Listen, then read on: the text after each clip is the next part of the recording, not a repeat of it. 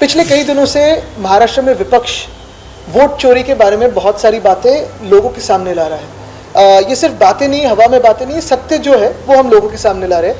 हम सत्यमेव जयते में विश्वास रखते हैं, सत्तामेव जयते में नहीं।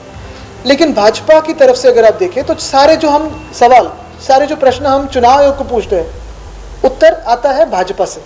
भाजपा के प्रवक्ता आके जवाब देते हैं। और ये क्या इक्वेशन है, हम अभी तक समझ नहीं पाए। अभी तक हम ये मानते आए थे कि चुनाव आयोग ये न्यूट्रल एजेंसी है। ऐसे भी दिन थे टीएन सेशन साहब के जो एक न्यूट्रल एजेंसी करके काम करते थे। लेकिन आज अगर आप देखें तो भाजपा के दफ्तर से ही, भाजपा के कार्यालय से ही चुनाव आयोग का काम चलता है। पिछले कई दिनों में आपने देखा होगा, हमने जो मोर्चा निकाला था या चुनाव आयोग को जाके मिलके भी आए थे, फिर वो राज्य चुनाव आयोग हो या फिर उनके नीचे के जो सारे लोग अभी महापालिका में काम कर रहे हैं, मुंबई हो, पुणे हो, ठाणा हो, नागपुर, नासिक, लगभग 29 महानगर पालिका भी शायद जनवरी में ये सोच रहे हैं कि हम चुनाव उसमें लागू करें।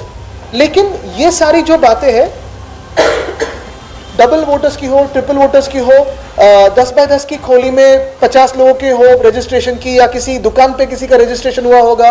नवी मुंबई में तो किसी एक सुलभ शौचालय पे भी 5-6 लोगों का रजिस्ट्रेशन वोटर करके हुआ है। वहां के म्यूनिसिपल कमिश्नर के घर के नाम पे ऑफिशियल बंगलों पे 105 लोगों का रजिस्ट्रेशन हुआ था।